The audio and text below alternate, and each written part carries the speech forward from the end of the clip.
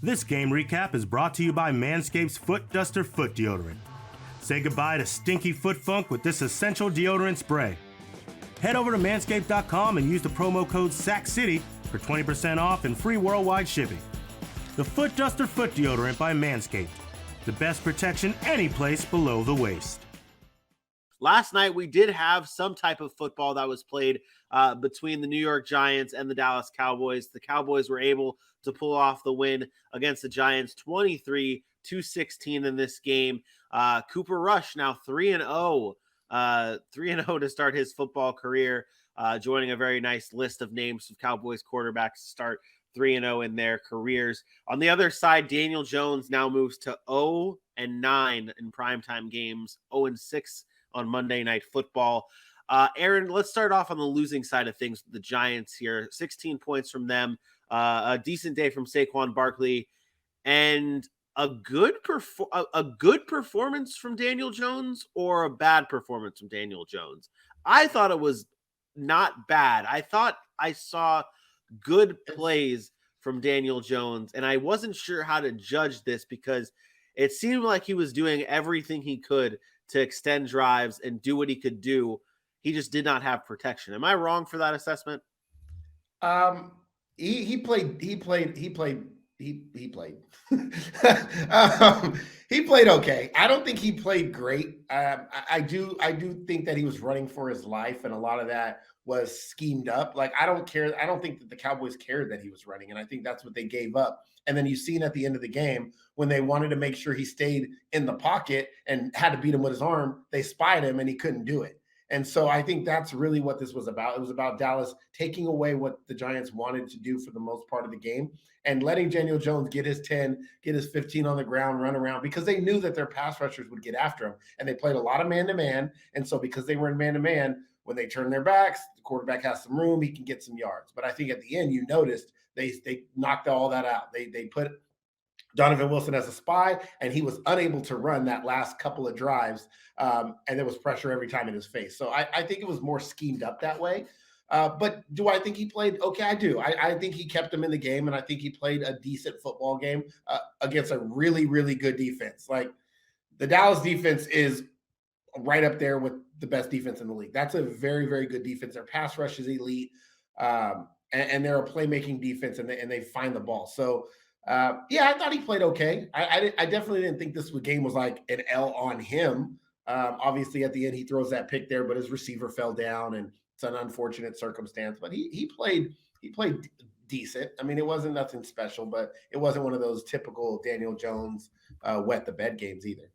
If he has more games like this throughout the season, are you moving on from, if like this, was this the type of game that he needs to have for the rest of the season, like to continue game by game, this type of game to be able to save his job, or was this type of game maybe not enough at when the season's over to say, okay, we're keeping Daniel Jones? Daniel Jones is gone. Okay.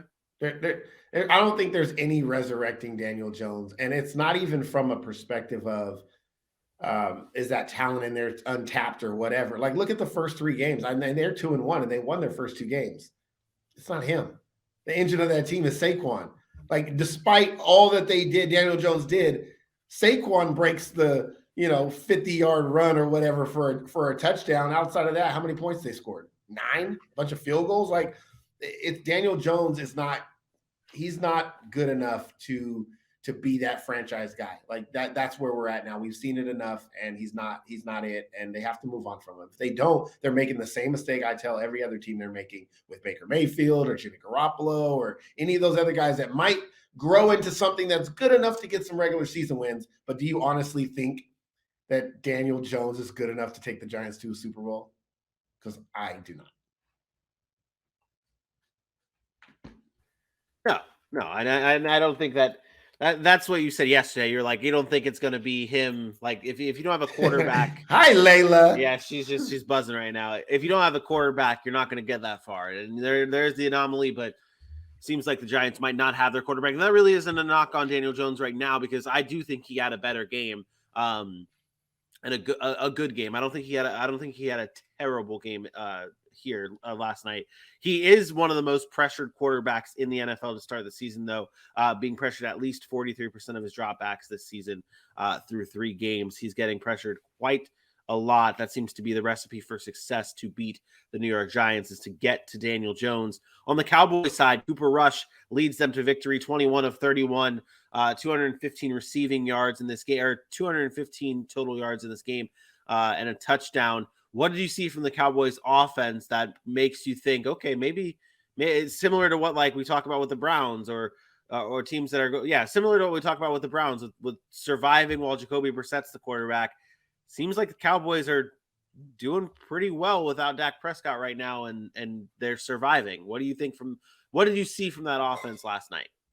Well, they got back to the running game, and they were physical in the running game. And we talked about what these especially the Dallas Cowboys, what they're built on. Even with Dak Prescott, they are a run-first football team. They got Tony Pollard involved. They got Zeke involved. They ran the ball 30 times. To me, that is what you need to do if you're the Dallas Cowboys. You don't need to air it out. It doesn't have to change with Dak Prescott coming back. Like, you can still run the football. And what that does is it makes Dak more efficient.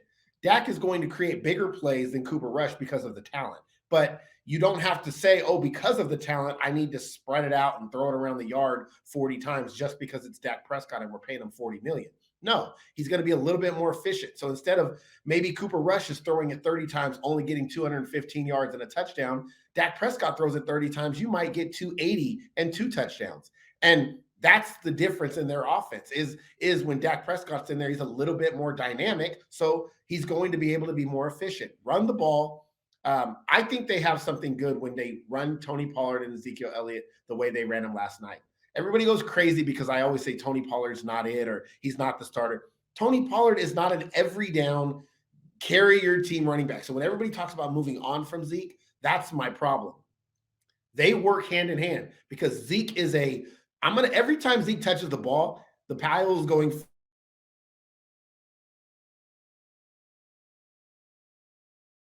forward. It's 3, but also the play design and the way they use them forces defense to guess on what's happening. And so sometimes you'll see Pollard in the game, the defense stays wide because they think Pollard's trying to get outside. He hits one up the middle and goes for 35 yards. Like, that's what having Ezekiel Elliott does. And then vice versa. I don't know if you saw Zeke's big run. It's third and 12, and they run a toss play outside with Zeke. And because no defense is thinking you're running a sweep with Zeke on 3rd and 12, and he runs for 35 yards because the unexpected, you're able to do more. So start with that run game, use them both and use them a lot. And I think that's where the success of the Cowboys offense really needs to go. Yeah, no, we talk about all the time with like the big passing teams. It's like you have to get the rushing attack involved to be able to throw teams off and have things actually be like unpredictable in your offense. And that's what it is. Seeming like that's what it is with last night, at least with Zeke and Tony Pollard in this game. Last night with that rushing touchdown that Ezekiel Elliott had, he moved to second amongst running backs in most rushing touchdowns in the NFL since 2016. He now has 57 rushing touchdowns in his career since he was drafted in 2016. That's second behind Derrick Henry. My player of the game is a player we did not mention yet. It is CeeDee Lamb in this game. I think he was the player of the game.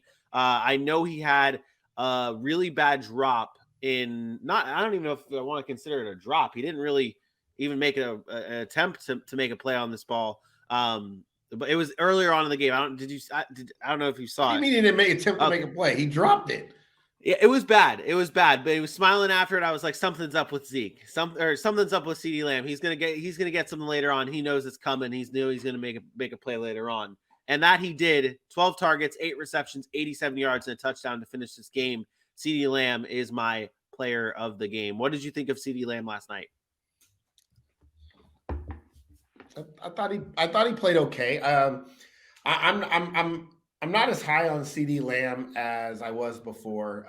The skill level's great. But I do worry about his lack of concentration and focus. The smiling after a drop, I'm not a fan of. Like, go make the play. Like, you're now the number 1 receiver. You're supposed to make that play. And we criticize guys for not making plays in certain moments. And he did. He made the one-handed catch at the end, scored the touchdown. Great. But we are now talking about, we talk about CeeDee Lamb as if he's supposed to be one of those guys like the Jamar Chases, the Justin Jefferson. He's supposed to get into that category, and I haven't seen that yet. I haven't seen him take over games, constantly beating man coverage. I need to see more from CeeDee Lamb in order for me to put him in that category as a franchise star wide receiver on the outside. But he played well enough to get the job done. But it should be more about shout out to other guys, to be honest. The tight ends played really well for the most part. And then Noah Brown had some big time catches and big time moments that nobody really is going to talk about today. But I thought he's always been really good on third downs and short yardage and going up and getting in traffic. And he's always a great blocker. I think there's a connection. Noah Brown to support. I think there's a connection between Noah Brown and Cooper Rush that's there. I think that's like two guys that maybe were I think Noah Brown has been a good receiver. Noah Brown has had games where, yeah, he's not going to get you 90 yards, but the things that people don't know about Noah Brown are what I like about him. Like, he's one of the best blocking wide receivers in the NFL, which is why he's had a job on Dallas for 5 years. He's very physical. He's a very smart football player. He understands concepts, and he knows where to be on the field. So despite everything that we look at wide receivers and say they have to do, catch the football, be dynamic, score touchdowns, like Noah Brown does all the little dirty things, the dirty work that nobody wants to give credit for because it doesn't show up in a box score. And that's what I appreciate more so than anything. And then, you talk about obviously connection when you play on the second team. That's who's throwing you the ball. So, but I think he deserves a lot of credit for last night. He had some big time plays and big time moments, and then the tight ends as well. Yeah. And to cap off this game, so I messed up last night. I never posted the link to our DFS. So it was you and me against 100 other people or 98 other people. You ended up winning in the DFS. Like if it was just head to head, you and me, you ended up winning. You and I had pretty much the same team. The difference was CeeDee Lamb. I had Tony Pollard in that spot basically, and you had CeeDee Lamb. Everywhere else, we had most of the same team. I had Brett Maher. And I had Noah Brown. And Noah Brown had 10 points, and Brett Maher had 12. So that really wasn't that big of a difference, but it really came down to you having CD and me not having CD on that team. So that's that. You ended up winning that. Congratulations. Merry Christmas. We'll have another DFS play that will feature everybody, all the listeners, on Thursday night when the Bengals meet the Dolphins on Thursday Night Football.